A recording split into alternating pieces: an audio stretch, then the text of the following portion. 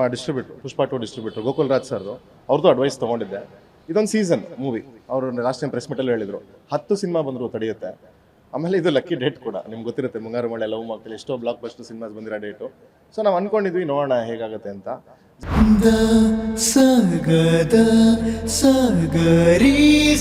I thought that was most relevant ಅಂತ. ಅದು ಬಿಟ್ಟರೆ ಬ್ಯಾಂಗ್ ಎಂಟರ್ಟೈನ್ಮೆಂಟ್ ಕೊಟ್ಕೊಂಡು ಹೋಗಿದ್ದೀನಿ entire film. Because I know people come to get entertain, not to learn. Learning is the story.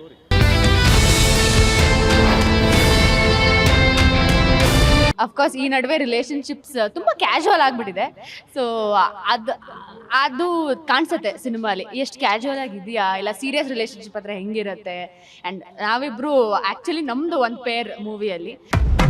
ಯಾರನ್ನೇ love ಮಾಡಿದ್ರು ಕನ್ನಡ ಹುಡುಗರನ್ನ ಮಾತ್ರ love ಮಾಡಬಾರ್ದು. ಬ್ರೋ, ನಮ್ಮ ಕಾರ್ಗೆ ಇದೆ ವಾರಂಟಿ, ನಿಮ್ಮ ಚಾನಲ್ ಹೆಸರು guarantee. Bro, after marriage every one become daddy. Please out of syllabus ನೋಡಿ. ಅದೇ ಕನ್ನಡದಲ್ಲಿ ಹೇಳ್ಬೋದಲ್ಲ ಸರ್. Guarantee guarantee guarantee. ಇದು ಗ್ಯಾರಂಟಿ ನ್ಯೂಸ್. ಸುದ್ದಿ ಖಚಿತ, ನ್ಯಾಯ ನಿಶ್ಚಿತ. ನಾನು ಚಂದನ. ನಮ್ಮ ಜೊತೆ ಮೋಟಿವೇಶ್ನಲ್ ಸ್ಪೀಕರ್, ಹಾಗೆ multi tasking, actor come director, ಈ ಥರ ಏನು ಕೆಲಸ ಕೊಟ್ಟರು ಮಾಡ್ತಾರೆ, ಅಷ್ಟೇ ಪ್ರತಿಭಾವಂತರು. ಅವ್ರನ್ನ ನಾನು ಇವಾಗ ಇಂಟ್ರೊಡ್ಯೂಸ್ ಮಾಡ್ತೀನಿ. ಹಾಗೆ ಅವ್ರ ಸಿನಿಮಾ ಬರ್ತಿದೆ, ಅದರಲ್ಲಿ ಅವರು ಡೈರೆಕ್ಟರ್ ಕೂಡ ಆಗಿದ್ದಾರೆ, ಹಾಗೆ ಆ್ಯಕ್ಟರ್ ಕೂಡ ಆಗಿದ್ದಾರೆ. ಬನ್ನಿ ಈ ಸಿನಿಮಾ ಬಗ್ಗೆ ಒಂದಷ್ಟು ವಿಷಯಗಳನ್ನು ಅವ್ರ ಹತ್ರನೇ ತಿಳ್ಕೊಳ್ಳೋಣ. Sir hello. ಪ್ರದೀಪ್ ದೊಡ್ಡಯ್ಯ ಅವ್ರು ನಮ್ಮ ಜೊತೆ ಇದ್ದಾರೆ. ಇವರು ನಿಮ್ಗೆಲ್ರಿಗೂ ಗೊತ್ತಿರ್ತಾರೆ, ನೀವು ಸುಮಾರು ಕಡೆ ನೋಡಿರ್ತೀರ. ಅವರು ತುಂಬ ಜನಕ್ಕೆ ಮೋಟಿವೇಟ್ ಮಾಡ್ತಾ ಇರ್ತಾರೆ, ಎಸ್ಪೆಷಲಿ ಸ್ಟೂಡೆಂಟ್ಸ್ಗೆ. ಈಗ UA ರಿಲೀಸ್ ಆಗಿದೆ, ಹಾಗೆ ಸುದೀಪ್ ಅವರ ಮ್ಯಾಕ್ಸ್ ಕೂಡ ರಿಲೀಸ್ ಆಗಿದೆ. ಇದ್ರ ಮಧ್ಯೆ ನಿಮ್ಮದು ಹೊಸಬ್ರ ಚಿತ್ರ ಫಸ್ಟ್ ಟೈಮ್ ಎಕ್ಸ್ಪೆರಿಮೆಂಟ್ ಮಾಡ್ತಾ ಇದ್ದೀರಾ. ಹೇಳಿ ಇದ್ರ ಬಗ್ಗೆ. ಯಾಕೆ ಇದು ಅಂದರೆ ದೊಡ್ಡ ದೊಡ್ಡ ಚಿತ್ರದ ಮಧ್ಯೆನೇ ತರಬೇಕು ಅಂತ ಪ್ಲ್ಯಾನ್ ಇತ್ತು? ಈ ಡೇಟ್ ಬರಬೇಕು ಅಂತ ತುಂಬ ಮುಂಚೆನೇ ಪ್ಲ್ಯಾನ್ ಇತ್ತು ನಮ್ಮದು. ಒಂದು ಎರಡನೇದು ನಮ್ಮ ಡಿಸ್ಟ್ರಿಬ್ಯೂಟರ್ ಪುಷ್ಪ 2 ಡಿಸ್ಟ್ರಿಬ್ಯೂಟರ್ ಗೋಕುಲ್ ರಾಜ್ ಸರ್ದು ಅವ್ರದ್ದು ಅಡ್ವೈಸ್ ತೊಗೊಂಡಿದ್ದೆ. ಇದೊಂದು ಸೀಸನ್ ಮೂವಿ. ಅವರು ಲಾಸ್ಟ್ ಟೈಮ್ ಪ್ರೆಸ್ ಮೀಟಲ್ಲಿ ಹೇಳಿದರು 10 ಸಿನಿಮಾ ಬಂದರೂ ತಡೆಯುತ್ತೆ. ಆಮೇಲೆ ಇದು ಲಕ್ಕಿ ಡೇಟ್ ಕೂಡ ನಿಮ್ಗೆ ಗೊತ್ತಿರುತ್ತೆ, ಮುಂಗಾರು ಮಳೆ, ಲವ್ ಮಕ್ಕಳು, ಎಷ್ಟೋ ಬ್ಲಾಕ್ ಬಸ್ಟರ್ ಸಿನಿಮಾಸ್ ಬಂದಿರೋ ಡೇಟು. ಸೊ ನಾವು ಅಂದ್ಕೊಂಡಿದ್ವಿ ನೋಡೋಣ ಹೇಗಾಗುತ್ತೆ ಅಂತ. ಜೊತೆಗೆ ಬೇರೆ ಲ್ಯಾಂಗ್ವೇಜ್ ಸಿನಿಮಾಸ್ ಯಾವುದೂ ಇಲ್ಲ, ಥಿಯೇಟರ್ ಅವೈಲಬಿಲಿಟಿ ಇದೆ ನೋಡಿ, ಮೆಜೆಸ್ಟಿಕಲ್ ಸಿಂಗಲ್ ಸ್ಕ್ರೀನ್ ಸಿಕ್ಕಿದೆ ಅಂತ.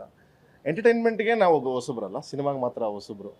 ಸೊ ನಾನು ಹೇಳ್ತಾ ಇದ್ದೆ ಮುಂಚೆ ಸೋಷಿಯಲ್ ಮೀಡಿಯಾದು ಪಕ್ಕದ ಮನೆ ಅಂಕಲ್ ಜೋಕ್ಸ್ ಮಾಡ್ತಾಯಿದ್ವಿ, ಮೋಟಿವೇಶನಲ್ ವೀಡಿಯೋಸ್ ಮಾಡ್ತಾಯಿದ್ವಿ, ಸ್ಪೀಚಸ್ ಕೊಡ್ತಾ ಇದ್ದೆ, ಮತ್ತು ಸ್ಟ್ಯಾಂಡಪ್ ಕಾಮಿಡಿ ಮಾಡ್ತಾಯಿದ್ವಿ, ಆ್ಯಂಕರಿಂಗ್ ಹೋಸ್ಟಿಂಗ್ ಮಾಡಿದ್ದೀನಿ. ಸೊ ಈ ಥರದ್ದೆಲ್ಲ ಮಾಡಿ ಸ್ವಲ್ಪ ಒಂದು ಆಡಿಯನ್ಸ್ ಎಂಟರ್ಟೈನಿಂಗ್ ಸೆನ್ಸ್ ಒಂದು ಬೆಳೆಸ್ಕೊಂಡು ಇದು ಫಸ್ಟ್ ಸಿನಿಮಾ ಅಷ್ಟೇ.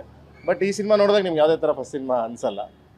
ಬರೋ reason actually Max recent announcement ಅನಿಸುತ್ತೆ. ಅವರು ತುಂಬ ಶಾರ್ಟಲ್ಲಿ ಅನೌನ್ಸ್ ಮಾಡಿ ಬಂದರು. UI ಸರ್ ತುಂಬ ಉಪಿ ಸರ್ ತುಂಬ ಮುಂಚೆ ಅನೌನ್ಸ್ ಮಾಡಿದ್ರು. 2 ವೀಕ್ಸ್ ಗ್ಯಾಪ್ ಇತ್ತು ಅಂದ್ಕೊಂಡು. ಸೊ ಅವರು ಬಂದರು, ಅವ್ರದ್ದು ಸಿನಿಮಾ ಚೆನ್ನಾಗಾಯಿತು. They had a holiday. ನೆನ್ನೆ ನೋಡ್ತಾ ಇದ್ದೆ, ತುಂಬ ಜನ ನೋಡಿದ್ದಾರೆ. ಅವ್ರ ಸಿನಿಮಾ ಜಾಸ್ತಿ ನೋಡಿದಷ್ಟು ನನಗೆ ಖುಷಿ. ಯಾಕಂದರೆ ಅಲ್ಲೇ ನೋಡಿದಾರಲ್ಲ, ನೆಕ್ಸ್ಟ್ ನನ್ನ ಸಿನಿಮಾ ನೋಡ್ತಾರೆ. ಅದು ಚೆನ್ನಾಗಿರೋದ್ರಿಂದ ನನಗೆ ಇನ್ನೂ ಖುಷಿ. ಯಾಕಂದರೆ ಒಂದು ಮೈಂಡ್ ಸೆಟ್ಟಲ್ಲಿ ಒಂದು ಒಳ್ಳೆ ಸಿನಿಮಾ ನೋಡ್ರೆ ಇನ್ನೊಂದು ಸಿನಿಮಾ ನೋಡಬೇಕು ಅನಿಸುತ್ತೆ. ಕೆಲಸದಲ್ಲಿ ಯಾವುದೋ ಒಂದು ಸಿನಿಮಾ ಇರಿಟೇಟ್ ಆಗಿಬಿಟ್ರೆ ಇವಾಗ ಯಾರು ಹೋಗ್ತಾರೆ, ಗೊತ್ತಿರೋದೇ ಹಿಂಗಿರುತ್ತೆ ಅಂತ ಬರುತ್ತೆ. So that is an advantage for out of syllabus ಅಂತ ಹೇಳಕ್ಕೆ ಇಷ್ಟಪಡ್ತೀನಿ. ಸರ್, ಇವಾಗ ನೀವು ಹೇಳಿದ್ರಿ ಸೋಷಿಯಲ್ ಮೀಡಿಯಾದಲ್ಲಿ ಒಂದಷ್ಟು ಕಂಟೆಂಟ್ ಮಾಡ್ತಾ ಇದ್ವಿ, ಮೋಟಿವೇಶ್ನಲ್ ಸ್ಪೀಕರು, ನೋ ಡೌಟ್ ನೀವು ಟೀಚಿಂಗು ಮಾಡಿರ್ತೀರ. ಈ ಥರ ಎಲ್ಲ ಇರಬೇಕಾದ್ರೆ ಈ ಆ್ಯಕ್ಟರ್ ಡೈರೆಕ್ಟರ್ ಆಗಿಲ್ಲ ಅನ್ನೋದಕ್ಕೋಸ್ಕರ ಏನಾದರೂ ಸಿನಿಮಾ ಮಾಡಿದ್ರೆ ಇಲ್ಲ ಮಾಡೋಣ ಅಂತಲೇ ಮಾಡಿದ್ರ? ಅದೇನಂದರೆ ಯಾವಾಗಲೂ ಕಮೆಂಟ್ ಮಾಡೋಕ್ಕಿಂತ ಮಾಡಿ ನೋಡಿ ಅಂತ ಹೇಳ್ತಾರೆ. That was initial thought. ನೋಡೋಣ ಏನಾಗುತ್ತೆ ಅಂತ. ಸೊ ಎಲ್ಲರಿಗೂ ಈ ಅದೃಷ್ಟ ಇರಲ್ಲ. Ad6 ಎಂಟರ್ಟೈನ್ಮೆಂಟ್ ಅಂತ, Ad6 ಅಡ್ವರ್ಟೈಸಿಂಗ್ ಅಂತ ತುಂಬ ದೊಡ್ಡ ಕಂಪನಿ. ಆ ಕಂಪನಿ ಪ್ರೊಡ್ಯೂಸ್ ಮಾಡ್ತಾರೆ ಆ cinema. Vijayakala Sudhakar madam producer. ಅವರು ಪ್ಲೇನ್ ಬ್ಲ್ಯಾಕ್ ಆ್ಯಂಡ್ ವೈಟ್ ಆಗಿ ನಂಬಿ ಒಂದು ಎಫರ್ಟ್, ಸಿನ್ಸಿಯಾರಿಟಿ. ಯಾವತ್ತು ಮನುಷ್ಯನಿಗೆ ಏನು ಇಷ್ಟ ಅದು ಮಾಡ್ತಾನೆ, ಆವಾಗ ಪ್ರಾಡಕ್ಟ್ ಚೆನ್ನಾಗಿ ಬರುತ್ತೆ.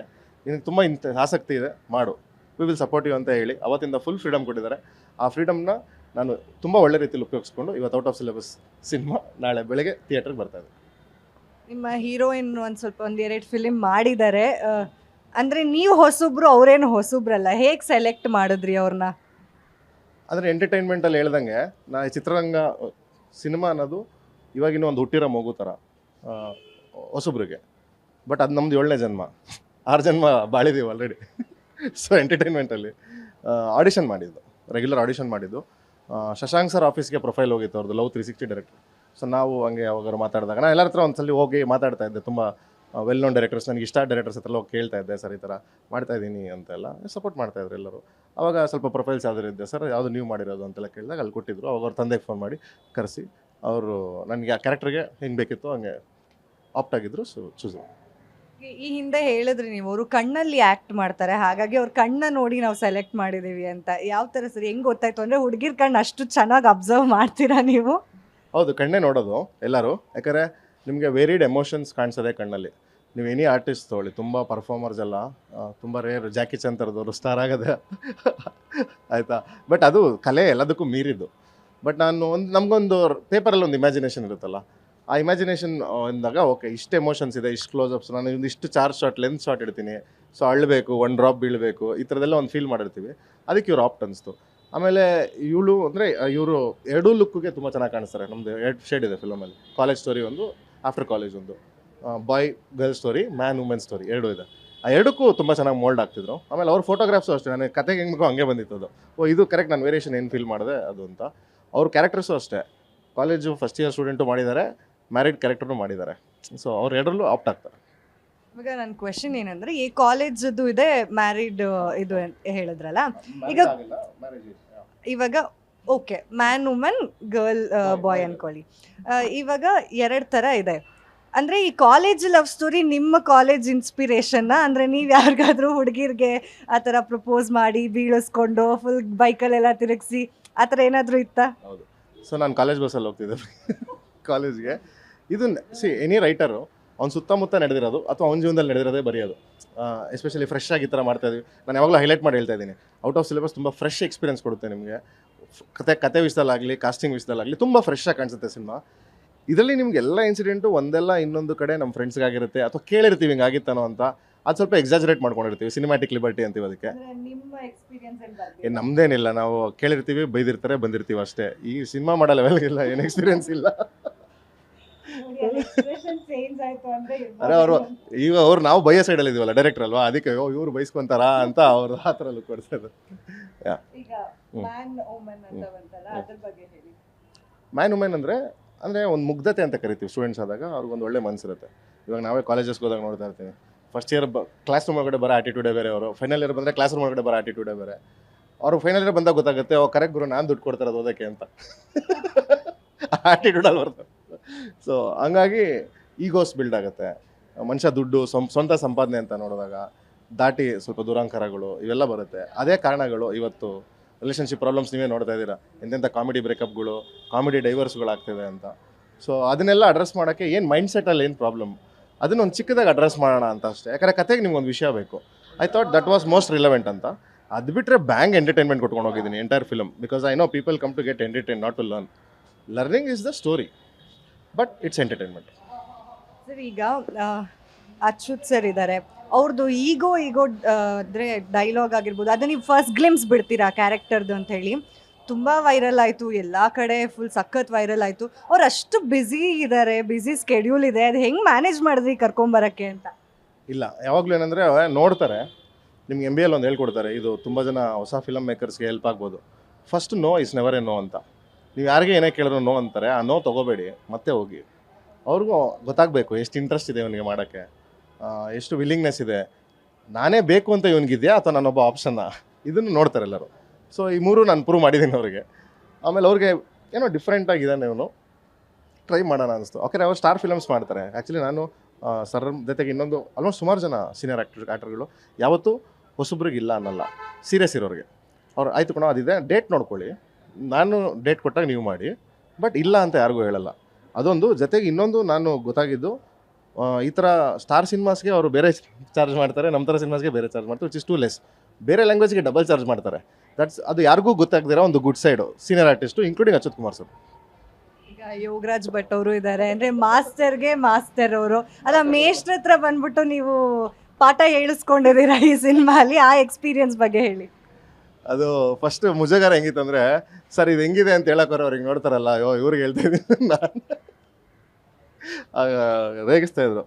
ಇದು ಯೋಗರಾಜ್ ಭಟ್ ಸರ್ ಜೊತೆ ವರ್ಕ್ ಮಾಡೋದು ಹೆಂಗಿದೆ ಅಂದರೆ, ಈ ಸೂರ್ಯನಿಗೆ ಟಾರ್ಚು, ಸರಸ್ವತಿಗೆ ಟ್ಯೂಷನ್ನು, ಲಕ್ಷ್ಮಿ ಅವರಿಗೆ ಫೈನಾನ್ಸು, ಏನೋ ಯಾವುದೋ ಇನ್ನೊಂದೇನೋ ಪಟಾಕಿ, ಏನೇನೋ ಆಟೋಗೆ ಸ್ಟ್ಯಾಂಡು, ಈ ಥರದ್ದೆಲ್ಲ ನಮ್ಮ ಚಿಕ್ಕ ವಯಸ್ಸಲ್ಲಿ ಮಾತಾಡ್ತಿದ್ರು. ಆ ಥರ ಆಯಿತು.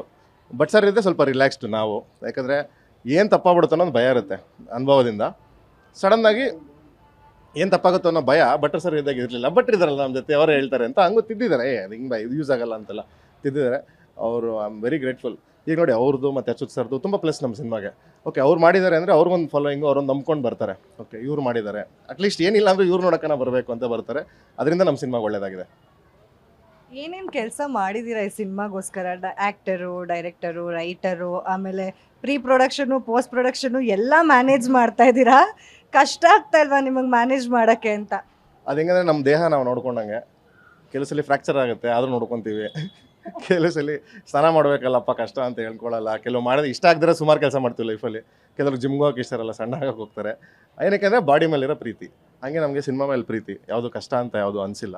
ಇಷ್ಟು ಮಾಡೋಕ್ಕೆ ಕಾರಣ ಏನಂದರೆ ತುಂಬ ರಿಯಲಿಸ್ಟಿಕ್ ಫಿಲಮ್ ನಮ್ಮದು. ಆ ಥರ ಸಿನಿಮ್ಯಾಟಿಕ್ಕಾಗಿ ಒಂದು ಸಾಂಗು, ಸೆಟ್ ಸಾಂಗು ಅಥವಾ ಒಂದು ಐಟಮ್ ಸಾಂಗ್ ಅಂತ ಏನು ಆ ಥರದ್ದು ಫಾರ್ಮ್ಯಾಟ್ ಅಥವಾ ಫೈಟು, ರೋಪ್ ಶಾಟ್ಸು ಈ ಥರದ್ದು ಯಾವುದೂ ಇಲ್ಲ. ತುಂಬ ರಿಯಲಿಸ್ಟಿಕ್ ಮೂವಿ. ಫೈಟ್ ಇದ್ರೂ ನ್ಯಾಚುರಲಾಗಿ ಫೈಟ್ ಇರುತ್ತೆ. ಹಾಗಾಗಿ ನಾನೇ ಮಾಡಿದ್ದು ಅಷ್ಟೇ, ಬೇರೆ ಏನಿಲ್ಲ. ನಾನು ಒಂದು ಅಬ್ಸರ್ವ್ ಮಾಡಿದೆ, ಇವಾಗ ಪ್ರದೀಪ್ ದೊಡ್ಡಯ್ಯ ಅಂತ ಹಾಕಿದ್ರೆ ಮೋಟಿವೇಶ್ನಲ್ ಸ್ಪೀಕರ್ ಅಂತ ಬರ್ತಾಯಿತ್ತು. ಇವಾಗ ಆ್ಯಕ್ಟರ್ ಆ್ಯಂಡ್ ಡೈರೆಕ್ಟರ್ ಅಂತ ಬರ್ತಾ ಇದೆ. ಆ ಗ್ಯಾಪ್ನ ಫಿಲ್ ಮಾಡೋಕ್ಕೆ ಬರ್ದಿದ್ದೀರೇನೋ ಅಂತ ನನಗೆ ಅನಿಸಿಕೆ ಅಪ್ಪ. ಇದ್ರ ಬಗ್ಗೆ ಏನು ಹೇಳ್ತೀರಾ? ನನಗೆ ಪ್ರದೀಪ್ ದೊಡ್ಡೆ ಅಂದರೆ ಯಾವತ್ತೂ ಒಳ್ಳೆ ಮನುಷ್ಯ ಅಂತ ಬರಬೇಕು ಅಂತ ಆಸೆ. ಯಾವುದೋ ಡೆಸಿಗ್ನೇಷನ್ ಬೇಡ. ಆ ಥರ ನೀವೊಂದು ಫಿಲಿಮ್ ಮಾಡಿಬಿಟ್ರೆ ಅವಾಗ ಒಳ್ಳೆ ಮನುಷ್ಯ, ಒಳ್ಳೆ ಹುಡುಗ ಪ್ರಥಮ ಥರ ಒಳ್ಳೆ ಮನುಷ್ಯ ಪ್ರದೀಪ್ ದೊಡ್ಡೆ. Correct actually. ಮಾಡೋಣ, ಥಾಟ್ ಮಾಡೋಣ. ನೀವೇ ಚೆನ್ನಾಗಿ ಬೆಳೆದು ಪ್ರೊಡ್ಯೂಸರ್ ಆಗಿ ನಮ್ಮ ಸಿನಿಮಾ ಪ್ರೊಡ್ಯೂಸ್ ಮಾಡಿ, ಬೇರೆ ಯಾರನ್ನ ಹೀರೋ ಹಾಕೊಂಡು ಮಾಡೋಣ. ಎಲ್ಲರಿಗೂ ಚಾನ್ಸ್ ಕೊಡೋಣ. ನಿಮ್ಮ ಪ್ರೊಡಕ್ಷನಲ್ಲಿ ನಮ್ಮ ಮೇಡಮ್ ಕೊಟ್ಟಂಗೆ ನನಗೆ ನೀವು ಆ ಥರ ಆಗಿ. ಅಲ್ಲ ಸರ್, ನಾವು ನಿಮಗೆಲ್ಲ ದುಡ್ಡು ಹಾಕೋಷ್ಟು ಇನ್ನೂ ಬೆಳೆದಿಲ್ಲ. ಬೆಳೆದ್ರೆ 100% ನೋಡೋಣ. ಅದಕ್ಕೂ ಮುಂಚೆ ನೀವೇ ಒಳ್ಳೆ ಮನುಷ್ಯ ಅಂತ ಸಿನಿಮಾ ಮಾಡಿ ಅಲ್ಲಿ ಪ್ರದೀಪ್ ದೊಡ್ಡಯ್ಯ ಅಂದರೆ ಒಳ್ಳೆ ಮನುಷ್ಯ ಅಂತ ಬರಬೇಕು. ಹಂಗೆ ಈಗ ನಾಳೆ ರಿಲೀಸ್ ಆಗ್ತಾಯಿದೆ. ಎಷ್ಟು ಎಕ್ಸೈಟೆಡ್ ಆಗಿದ್ದೀರಾ? ಎಷ್ಟು ನರ್ವಸ್ನೆಸ್ ಇದೆ? ಅಲ್ಲ, ಇದೇನಂದರೆ ನನಗೆ ಸಿನ್ಸ್ ಎಕ್ಸ್ಪೀರಿಯೆನ್ಸ್ ಇಲ್ಲ ಅಂತ ಒಳ್ಳೆ ಲೋಕೇಶ್ ಹೇಳ್ತಿದ್ದೆ. ಫಸ್ಟ್ ಟೈಮ್ ಏನೇ ಆದರೂ ಹಿಂಗೆ ಅನಿಸುತ್ತೆ ಅಂತ. ಏನು ಮಾಡೋದು ಗೊತ್ತಿಲ್ಲ. ಔಟ್ ಆಫ್ ಸಿಲೆಬಸ್ ಅದು. ಓಕೆ, ಸೊ ಏನು ಮಾಡೋದು ಗೊತ್ತಿಲ್ಲ. ಓಕೆ, ಟಿಕೆಟು ರಿಲೀಸ್ ಮಾಡಿ 1 hour ಆಯಿತು. ಯಾರಾದರೂ ತೊಗೊತಾರ ನನ್ನ ಟಿಕೆಟು ಅಂತ ಒಳಗಡೆ ಒಂದು ಭಯ ಇರುತ್ತೆ. ಸರ್ ಓರೇನು ಮೇಲೆ 15 ಟಿಕೆಟ್ ಹೋಯ್ತು, ಇಲ್ಲೊಂದು 20 ಟಿಕೆಟ್ ಹೋಯ್ತಿಲ್ಲ. ಖುಷಿ. ಆಮೇಲೆ ಪ್ರೀ ಸೇಲ್ಸಲ್ಲಿ ನಾವು ತುಂಬ ಟಿಕೆಟ್ಸ್ ಮಾರಿದ್ವಿ. ಸಡನ್ನಾಗಿ ಮೊನ್ನೆ ಯಾರೋ ಹೇಳಿದ್ರು, ಸರ್ ಎಕ್ಸಾಮ್ಸ್ ಇದೆ 3ನೇ ತಾರೀಕುವರೆಗೂ, ಒಂದು 2,000-3,000 ಟಿಕೆಟ್ಸು ನನಗೆ ಅಲ್ಲಿ ಬ್ಲಾಕ್ ಆಗುತ್ತೆ. ಓಕೆ, 3ನೇ ತಾರೀಕು ಬರ್ತಾರೆ. 3ನೇ ತಾರೀಕಲ್ಲ, ನಿನ್ನ ನಾಳೆ ಹೊಡಿಲ್ಲ ಕಿತ್ತಾಕ್ಬಿಡ್ತಾರೆ. ಮತ್ತೆ ಭಯ ಶುರು ಆಗುತ್ತೆ. ಮತ್ತೆ ದೇವ್ರದನ್ನು ಬಿಡು ಅನ್ಕೊತೀವಿ. ಬಟ್ ಎಲ್ಲ ಇವಾಗ ಎಲ್ಲ ಕೂಡ ಬಂದಿದೆ. ನಾಳೆ ಬೆಳಗ್ಗೆ ರಿಲೀಸ್ ಆಗ್ತಾಯಿದೆ ತ್ರಿವೇಣಿ ಥಿಯೇಟ್ರು. ಏನಂದರೆ ನಾವೆಲ್ಲ ಯಾವತ್ತೂ ಅಭಿಮಾನಿಗಳಾಗಿದ್ದವರು. ಯಾವತ್ತೂ ಇಲ್ಲಿ ಬಂದು KG ರೋಡಲ್ಲಿ ಒಂದು ಕಟ್ಔಟು ಯಾವತ್ತೂ ಊಹೆನೂ ಮಾಡಿರಲಿಲ್ಲ, ಕನ್ಸಲ್ಲೂ ನೆನೆಸಿರಲಿಲ್ಲ. ಅದು ದುಡ್ಡಲ್ಲಿ ಕೊಂಡ್ಕೊಳೋದಲ್ಲ. ಹೇಳ್ಬೋದು ಎಷ್ಟಪ್ಪ ಕಟೌಟಿನ ಹತ್ರ ದುಡ್ಡಿಲ್ಲ, ಅದು ಆ ಥರ ಬರಲ್ಲ. ಅದಕ್ಕೊಂದು ಪರ್ಪಸ್ಗೆ, ಟೈಮ್ಗೆ. ಅದು ಯಾವುದೋ ಒಂದು ತೆಲುಗು ಸಿನಿಮಾ ಕಟೌಟ್ ಇಳಿಸಿ ನಮ್ಮದು ಏರಿಸಿದ್ದಾರೆ. ಆ ಥರ ಬೇಕಾದ್ರೆ ಖುಷಿ ಪಡ್ಕೊಳಕ್ಕೆ ನಾವೇ. ಯಾಕಂದರೆ ನನಗೊಂದು ಗೊತ್ತಾಗಿರೋದೇನೆಂದರೆ, ಯಾವಾಗ ಖುಷಿ ಇರುತ್ತೆ ನಕ್ಕಬೇಕು, ಮುಂದೆ ಏನೋ ಖುಷಿ ಸಿಗುತ್ತೆ ಅಂತ ಹುಡ್ಕೊಂಡು ಹೋಗಬಾರ್ದು. ಇದು ನಾನು ಅರ್ಥ ಮಾಡ್ಕೊಂಡಿರೋ ರಿಯಾಲಿಟಿ. ಸೊ ಅದಕ್ಕೆ ತುಂಬ ಖುಷಿ ಇದೆ. ಗ್ಯಾರಂಟಿ ನ್ಯೂಸ್, ಸುದ್ದಿ ಖಚಿತ, ನ್ಯಾಯ ನಿಶ್ಚಿತ.